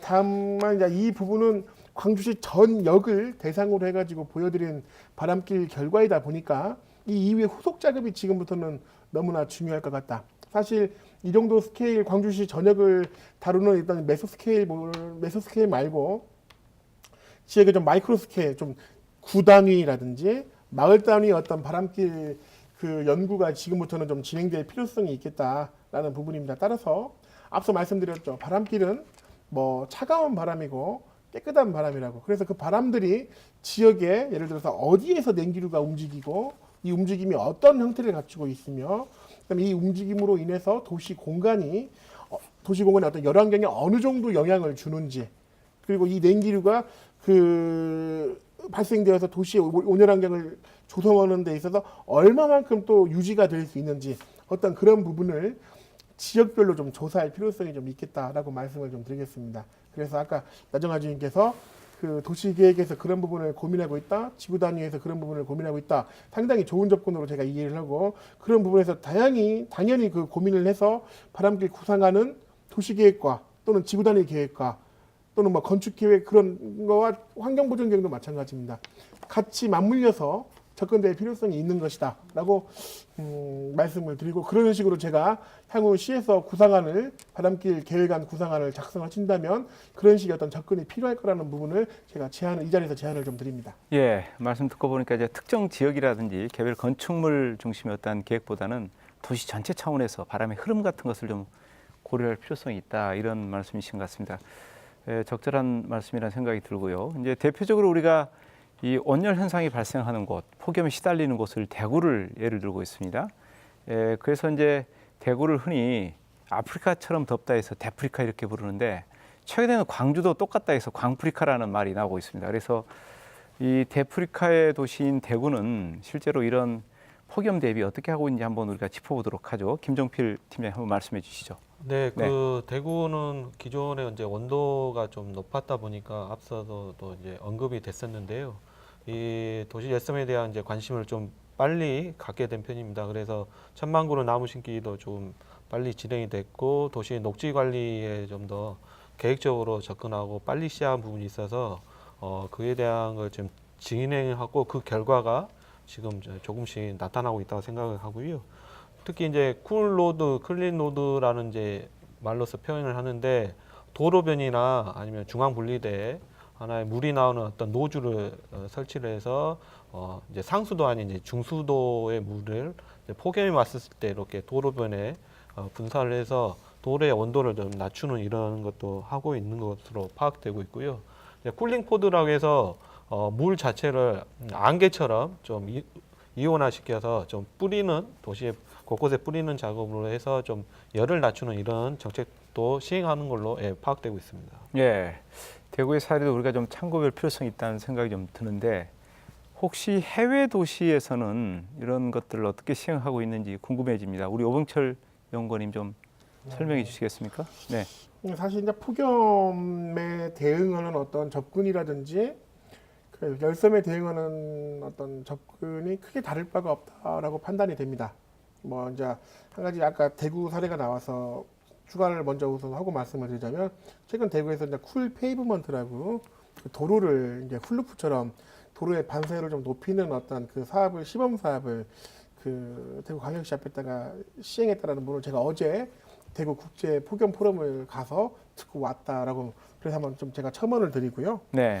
여하튼 그 해외 도시에서도 마찬가지로 비슷한 사업들을 계속해서 하고 있다라는 부분은 분명히 그 같습니다. 그래서 폭염을 대응하는 어떤 접근에서 폭염을 완화할 수 있는 방법과 폭염에 적응할 수 있는 방법을 분명히 구분을 하고 다만 구분을 했다고 하는 이 사업을 따로따로 하는 게 아니라 병행해서 같이 진행하고 있다는 부분을 좀 말씀을 드릴 수 있겠고요. 이게 방금 말씀 주신 것처럼 뭐 녹지 공간을 조성하는 거, 수변 공간을 조성하는 거, 뭐 어떤 그런 다양한 어떤 내용들인 이제 도시 구조적인 어떤 측면에서 접근되어지는 부분 그리고 폭염 완화에 관련된 어떤 접근 될 수가 있겠지만 폭염 적응 쪽에서 뭐 취약계층이라든지 어떤 무더위 쉼터라든지 어떤 에너지 절약 어떤 캠페인이라든지 그런 부분들은 마찬가지로 폭염에 좀 적응할 수 있는 방법으로서 같이 병행돼서 지금 진행되고 있는 것으로 확인을 할 수가 있었습니다. 그래서 그런 내용들이 이미 국내에도 상당 부분 적용되어지고 있고 지자체에서 선도적으로 그런 부분을 하면서 효과를 보는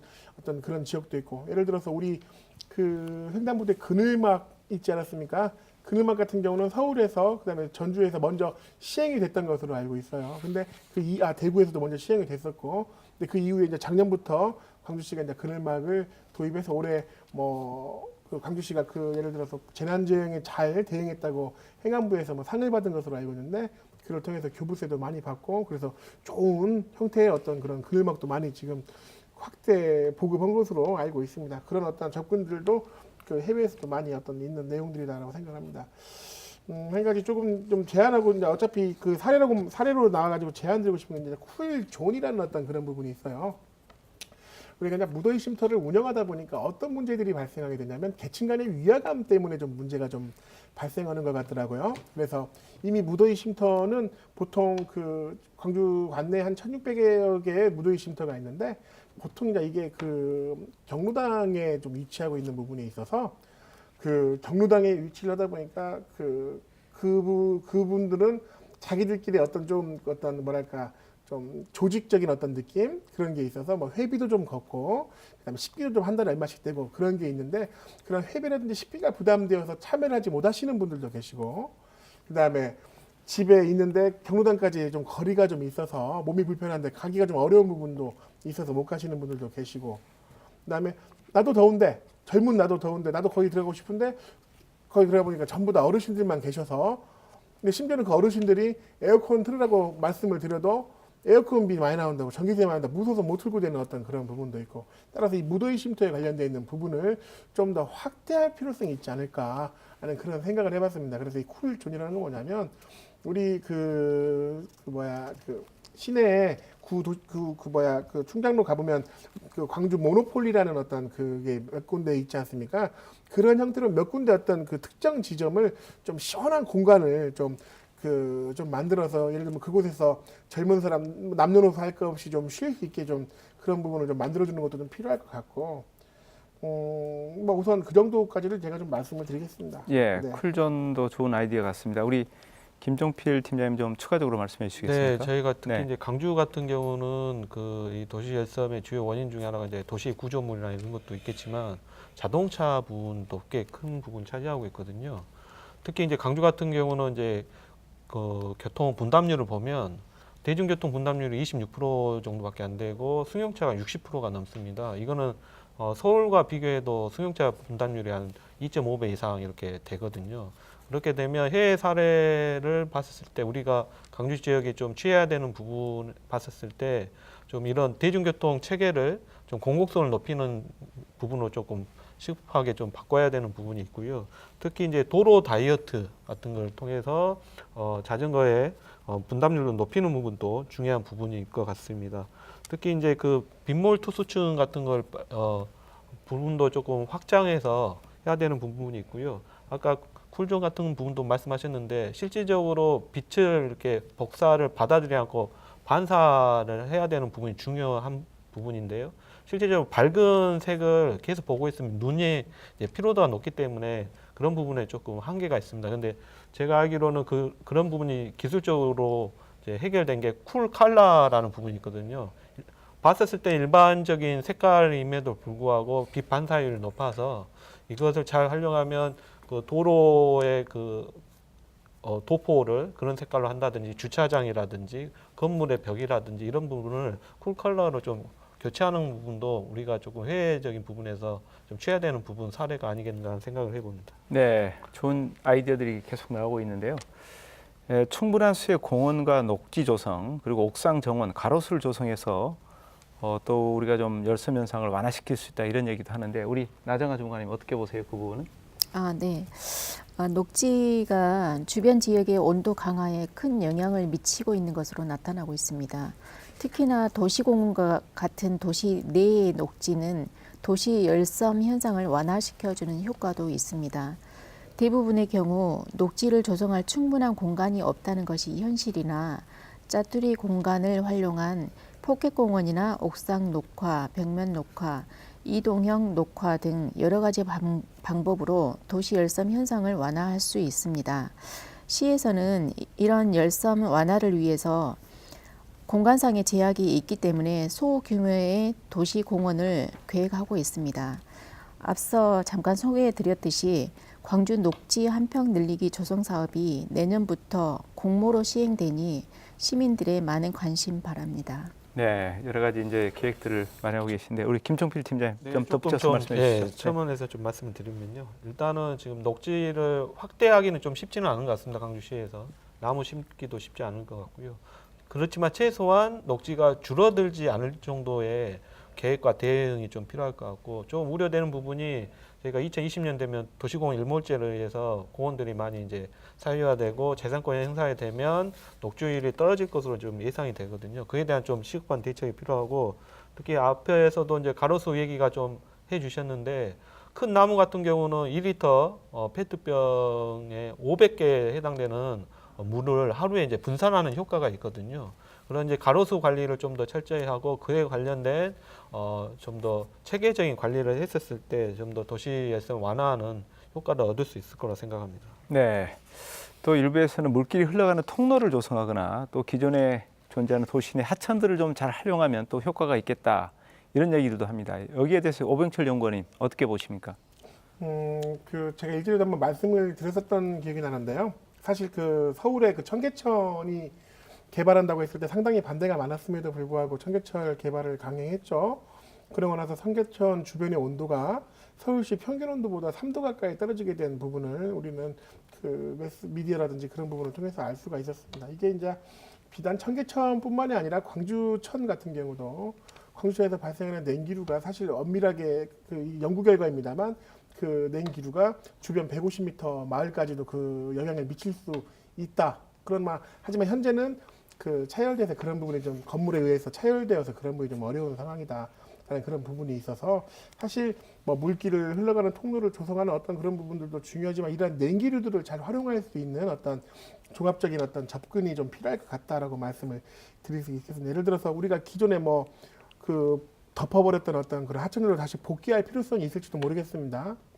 또 한 가지는 이런 하천의 성격 말고 좀 약간 인공적으로 이제 좀 바꾸려고 하는 어떤 노력들이 광주에서 좀 있는 것 같더라고요. 그게 이제 바로 그 물순환 선도도시에 관련되어 있는 부분인 것 같은데 우리가 보면은 아스팔트라든지 콘크리트라든지 그런 어떤 건조 어떤 구조물 포장으로 되어 있는 경우에는 비가 온다라든지 하면은 그 물들이 바로 하수구를 통해서 나가지 않습니까?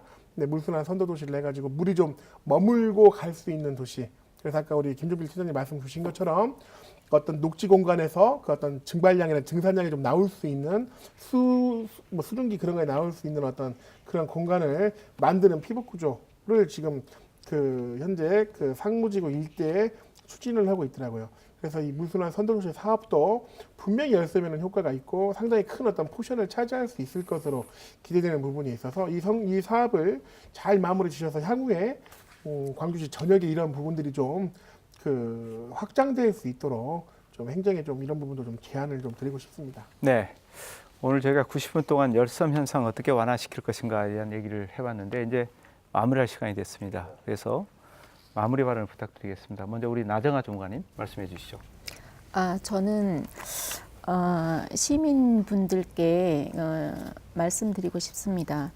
요즘이야말로 폭염이라는 더위를 모든 시민들이 실감하고 있기 때문에 지구의 아픔을 충분히 인식하였을 것으로 보고 지금부터라도 내가 실천할 수 있는 것들에 관심을 조금 더 가지고 다 같이 시작을 해 주시기 바랍니다. 감사합니다. 예, 말씀 감사합니다. 이어서 김종필 팀장님, 예, 말씀 부탁드립니다. 네, 앞에서 이제 시민분들한테 이제 당부를 하셨기 때문에 저는 이제 강주시에 조금 당부를 드리고 싶은데요. 이 도시헬스장이나 폭염 같은 경우는 복합적인 원인과 그 원인을 해결하는 방법 또한 이제 복합적입니다. 그래서 어떤 단순한 이제 거버넌스라든지 계획으로만 좀 되는 부분은 아닌 것 같고요. 좀 광주광역시가 좀 더 적극적으로 매년 이렇게 회자되는 이런 내용들이 좀 완화될 수 있도록 좀 더 강력한 컨트롤 타워를 가지고 의지를 가지고 실행을 해야지만이 내년에 이 자리에서 또 다시 보지 않겠는가 생각을 하고 있습니다. 그 부분에 대해서 조금 적극적 의지를 보여주셨으면 좋겠습니다. 네. 네, 마지막으로 오병철 연구원님 말씀 부탁드립니다. 네. 그 열섬과 폭염은 하루아침에 발생한 부분이 절대 아닐 거다라는 부분은 아마 이미 다 알고 계실 거라고 생각이 됩니다. 죄송합니다. 제가 이제 강의를 종종 다니는데요. 일전에 어떤 강의에서 어떤 분께서 저한테 이런 질문을 하더라고요. 열섬이 여름철에 나는 것은 더워서 힘든 부분이지만 겨울철에 열섬은 따뜻해지니까 좋은 부분 아니냐라고 물어보시는 분이 계셔서 저는 이렇게 말씀을 드렸던 기억이 나요. 겨울엔 당연히 추워야 되는데 겨울이 따뜻하게 될 정도라면 도시에서 대체 어느 정도 인공배열을 지금 뿜어내고 있는가, 즉 에너지를 얼마나 사용하고 있는가, 그런 부분도 같이 고민을 해주셨으면 좋겠다. 결국 그 부분이 결국 지구 온난화와 오늘날의 기후변화 현상으로 인한 폭염이라든지 가뭄, 그런 현상으로 오지 않는가, 그런 부분까지 같이 인식을 좀 해주셨으면 좋겠습니다. 따라서 이 폭염이라는 것은 또는 열섬이라는 것은 여름철 한 번만 오고 끝나는 게 아니고 나의 행위에 따라서 이 부분이 지속적으로 반복될 수 있다는 부분을 좀 인식을 해주시고, 따라서 1년을 통틀어 지속적인 관심과 참여가 좀 필요할 것 같습니다. 광주시에서는 정말로 많은 노력을 하고 계실 거라고 생각이 됩니다. 그래서 폭염 대응이라든지 열섬 대응, 어떤 이런 부분에 대해서 다양한 어떤 정책을 기후복지적 접근을 하시면서 저는 계실 것으로 생각이 되고, 문제는 이런 어떤 정책들이 관심이 없게 되면 나와 내 주변이 배제가 될 수 있다는 거예요. 이런 부분을 좀 그 관심을 가지시고 좀 참여를 해주셨으면 좋겠고, 그다음에 도시가 이렇게 발달했다는 얘기는 내가 그만큼 이 도시 안에서 편했다는 얘기입니다. 근데 이제 폭염을 대응하는 것은 어떤 그 정책에 따라서 불편함이 많이 동반될 수 있을 것으로 생각이 됩니다. 하지만 그래도 그러한 방법이 최적의 방법이 될 수 있는 거라면 너무 그 부분에 대해서 뭐 서운해만 하시지 말고 광주 공동체의 어떤 그런 훌륭한 정신으로 그 부분을 서로 격려하고 노력해가면서 진행했으면 좋겠다, 그런 당부의 말씀을 드립니다. 감사합니다. 예, 말씀 감사합니다. 네, 아마 오늘 또 우리 시민들 참 힘든 그런 하루를 보내고 계실 텐데요. 언제부터인가 매년 여름마다 사상 최악이라는 그런 수식어가 따라붙고 있습니다. 실제로 우리 한반도의 여름은 점점 더 덥고 실제로 길어지고 있습니다. 지구 온난화가 우리 모두에게 영향을 미칠 수 있다, 이런 인식을 갖고 함께 지혜를 모아야 할 때가 아닌가 싶습니다. 모두가 열섬 현상에 대해서 중장기적인 대책이 마련돼서 그것들이 실효성 있게 하루빨리 시행되기를 바라면서 오늘 토론 마치겠습니다. 함께해 주신 여러분 고맙습니다.